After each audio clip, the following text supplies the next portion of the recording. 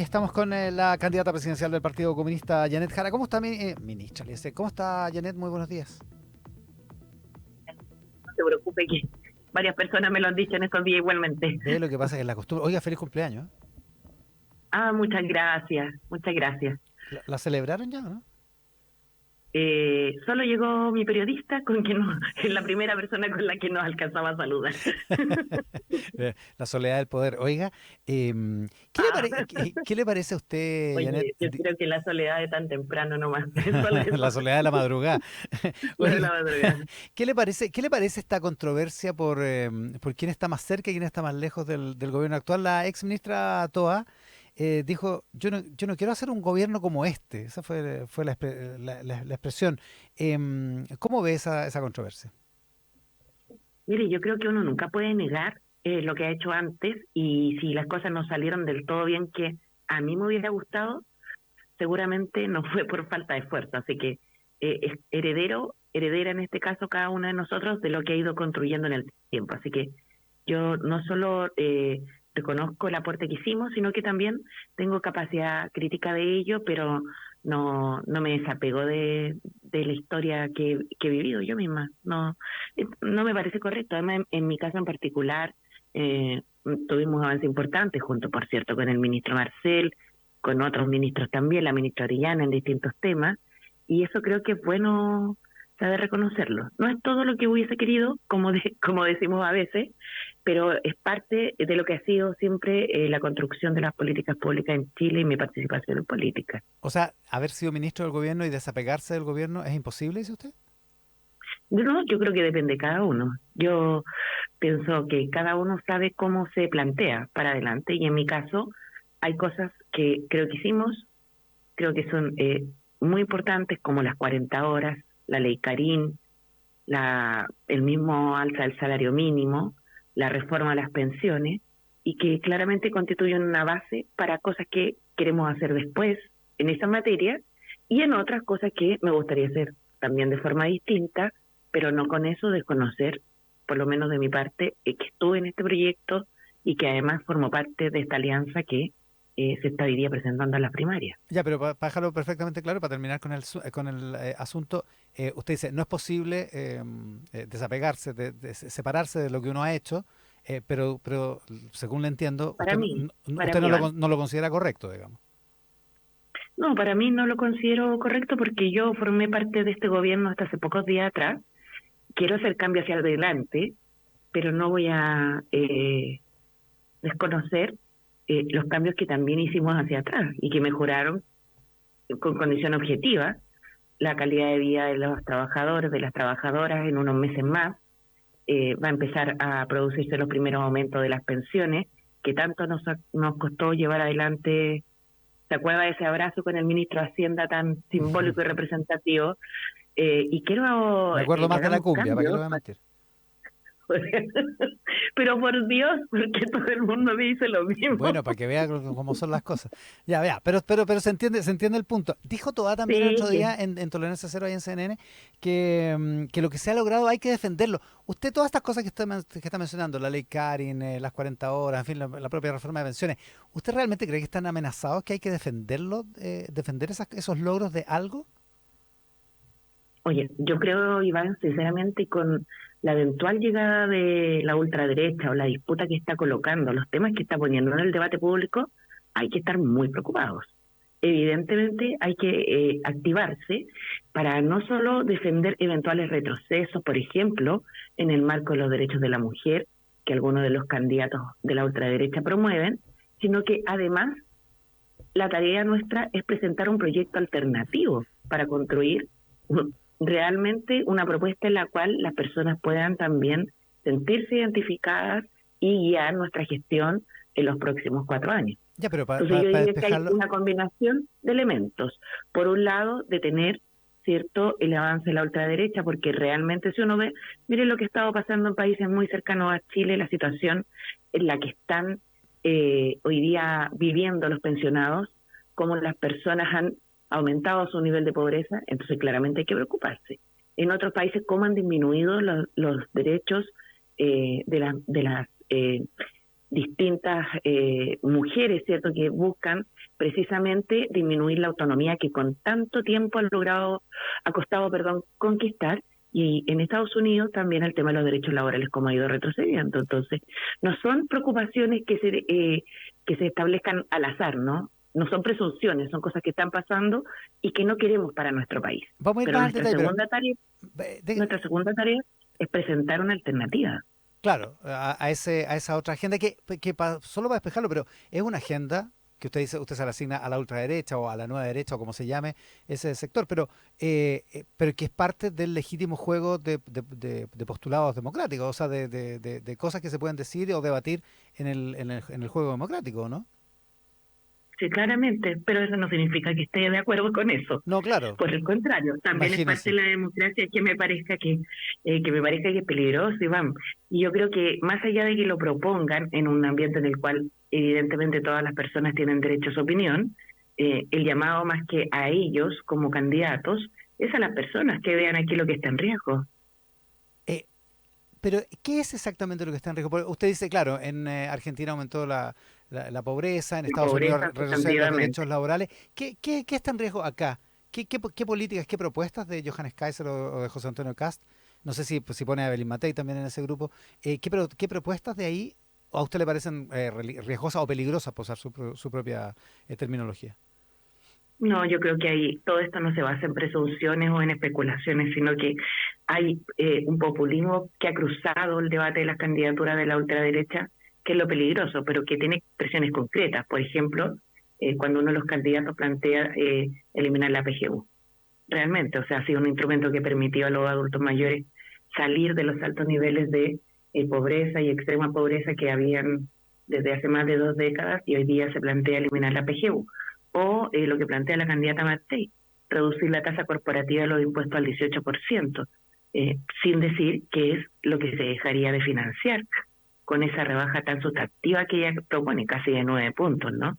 Entonces hay un populismo, hay una serie de ofertas que se están haciendo que tienen implicancias en políticas públicas que en definitiva afectan derechos de las personas, porque tanto eliminar la PGU como disminuir la tasa corporativa de impuestos al 18% implican, por un lado, dejar a los adultos mayores en una situación de precariedad y por el otro lado, por el lado positivo, me refiero a la reducción que propone Evelyn Matei, dejar sin una fuente de ingreso importante para el financiamiento de políticas públicas, incluso de subsidios y apoyo a las mismas empresas. Ya, pero ahí Entonces veamos hay el otro lado. populismo como una línea que cruza el debate que realmente es preocupante, pero creo que nuestro esfuerzo, más que concentrarnos en rebatir las propuestas de la derecha, tiene que estar puesto en hacer propuestas para nuestro país. Ya, por eso mismo. Y Usted en dice, eso yo estoy. si se quiere eliminar la PGU, usted dice, yo tengo la reforma de pensiones que usted defiende, digamos, ¿no? Sí, claro que sí. Y Ya, como lo he dicho, no era todo lo que hubiésemos querido, pero es un gran avance. ya. Y por el otro lado, la rebaja del impuesto corporativo que propone Evelyn Matei, que llegue a 18% en 10 años. ¿Usted qué propone? Porque el gobierno dice no tiene tracción política, esto se deja fuera, la reforma al impuesto a la renta. Primero, ¿qué le parece esa decisión del gobierno? Y segundo, ¿cuál es su proposición en materia de impuesto corporativo? Mire, creo que es una decisión adecuada para el momento en el que estamos, respecto de lo que señaló ayer el ministro de Hacienda, ¿no? A veces le toca una tarea ingrata a los ministros de Hacienda, pero en esto hay que ser bien responsable. En mi caso, creo que el tema impositivo, lo primero es que hay que fijarlo en su debido marco, ¿no? Porque aquí los que están con una tasa del impuesto de la primera categoría, el 27%, son cerca del 3% de las empresas, que son las grandes empresas. Hay que recordar que todas las otras empresas en Chile que están calificadas como pequeñas o medianas empresas tienen regímenes alternativos de tributación. Mm.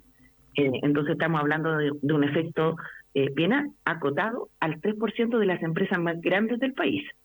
Y lo segundo es que pensar en esto, ya sea sin compensación y además sin desintegrar impuestos, porque hay que recordar que el impuesto que pagan las empresas luego lo descuentan los accionistas o socios, dependiendo la naturaleza jurídica de las empresas, va a afectar precisamente lo que no queremos afectar, que es la posibilidad de tener gastos, de tener ingresos que sean permanentes para gastos que ya están comprometidos. Por lo que le Entonces, entiendo, entonces solo usted... termino ¿Sí? solo termino con esta idea, este tema, Iván. Mire, si la guerra arancelaria continúa y Estados Unidos, ¿cierto? Por otro lado, China y los demás países siguen teniendo esta tensión comercial, van a ser en primera línea los exportadores los que van a requerir un apoyo importante del Estado. Y ese apoyo no se puede dar si no hay ingresos con los cuales apoyarlo. Entonces, por eso digo que son medidas populistas, porque en el fondo suenan bien, pero los efectos que generan en concreto son realmente perniciosos para el sistema, porque evidentemente no se pueden dejar de financiar gastos permanentes y evidentemente, por otro lado, no se puede hacer incentivos frente a contingencias que el país enfrente si estamos hablando de bajar casi 9 puntos el impuesto corporativo. O sea, realmente no veo que sea una buena solución. Y yo creo que ahí el ministro Marcel, como tuvimos la suerte de ser una buena dupla en su minuto, la verdad ha jugado un rol, a veces ingrato como contaba, pero creo que es lo más serio que se puede hacer en este minuto. O sea, en esta materia usted se mantendría en esa línea, digamos. Si hay rebaja el impuesto corporativo, se tiene que compensar de todas maneras. Es una posibilidad, Iván, pero solo quiero decir que una compensación como la que actualmente se estaba planteando, que era rebajar el impuesto corporativo al 3% de las empresas más grandes del país para traspasarlo a las personas naturales en el impuesto global complementario que están en el tramo más alto y que en definitiva son sectores medio más acomodados, pero tampoco son los dueños de Claro, las empresas, del capital. En realidad, a mí me parece que no es lo adecuado. no era la medida, Hay digamos. fórmulas, no es la medida adecuada. Hay fórmulas que se pueden explorar, pero creo que hemos vivido harta incertidumbre tributaria este último tiempo. Y a veces hay que estacionar un poco el escenario y mirar con más proyección de futuro los cambios. O sea, usted no haría una reforma tributaria en su gobierno. Mire, si en mi gobierno hubiese una reforma tributaria, no sería de la naturaleza que los empresarios están proponiendo, sino que sería con el objetivo, por ejemplo, de apalancar crecimiento de una forma en la cual, por ejemplo, se pudieran incorporar las mujeres a la participación laboral de forma más activa, que es una de las cosas que necesitamos, y para eso, como hemos conversado tantas veces, se requieren más a la cuna, fortalecer el sistema de cuidado, y eso también requiere recursos públicos que estén como ingresos permanentes. A propósito de crecimiento y recursos públicos, la candidata Evelyn Matei ha puesto una sombra de duda respecto del acuerdo entre SQM y Codelco para la explotación del litio y en general ayer el senador Rodrigo Galilea, el presidente de RN, ponía en duda su apoyo o su aprobación a una política nacional del litio como la que está en complemento impulsando el gobierno. ¿A usted qué le parece esa controversia? Me parece que es una controversia que en la cual los propios aliados de Evelyn Matei estuvieron por apoyarla. Entonces, yo no entiendo muy bien a qué juegan en la derecha, porque realmente hacen una discusión, ¿cierto?, en la cual los parlamentarios van por un lado y ellos o ella como candidata va por el otro. Nos pasó ya en pensiones, ¿no?, donde en la negociación en la que estábamos tratando de llegar a conclusiones que mejoraran concretamente la vida de las personas, haciendo un esfuerzo, cediendo todos, de repente vimos que dejó a sus parlamentarios, a los senadores, a los negociadores, sin piso, ¿no? Y que después salió a referirse al acuerdo 2 días después que se había aprobado. Entonces, realmente, en el caso del litio, creo que hay una señal que es bien errática de cómo van a conducir el país, ¿no? ¿Usted apoya lo que está haciendo el gobierno actual en esta materia? Mire, yo creo que a mí en particular me habría gustado hacer las cosas de forma distinta, pero dadas las capacidades para instalar una industria nacional del litio con una participación pública mayor, que era lo que aspirábamos, esto requería una inversión de largo plazo. Y había entre medio, corriendo cierto estas concesiones que se producen a través de los EOLs y lo más oportuno para el Estado de Chile. Para Chile fue lo que se consideró que era el camino adecuado. Y en ese contexto me parece que el litio mayoritariamente sigue siendo del Estado chileno es importante. Es diría yo, parte de lo que fue el cobre en su minuto como el sueldo de Chile, que lo es hasta ahora, parte de los minerales que son muy relevantes para nuestro país. Y me da la impresión que a lo mejor eso es lo que le molesta un poco a la derecha, ¿no?, que esté el Estado participando ahí. Estamos con la candidata presidencial del Partido Comunista, Janet Jara. A propósito de otro asunto y de la propia opinión del Partido Comunista y de su bancada parlamentaria, el ministro de Seguridad, Luis Cordero, dijo el domingo en Mesa Central que el gobierno consideraba que dos agrupaciones que estaban detrás de ataques en Contulmo y el del fin de semana en Rocalhue, ahí en Santa Bárbara, eran agrupaciones de carácter terrorista y que los delitos de las últimas semanas iban a ser perseguidos de acuerdo a la ley antiterrorista reformada. También dijo que el gobierno seguiría con el estado de excepción en la macrozona sur y también en el norte.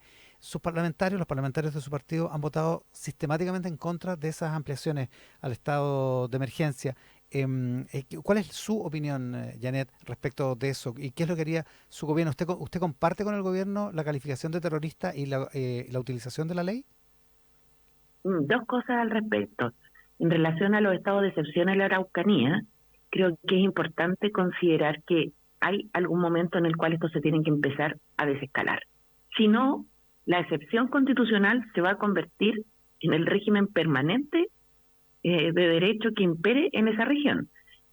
Por cierto, con este último atentado, claramente hay que evaluar el momento en que aquello pueda ocurrir, pero desescalar los estados de excepción adecuadamente, con otras medidas y en un tiempo razonable, me parece que debiera ser un camino adecuado. Han mostrado un resultado, ese resultado había ido consolidándose en la baja, cierto, de incidentes, de hechos violentos, pero este último atentado claramente es una preocupación, es un atentado grande.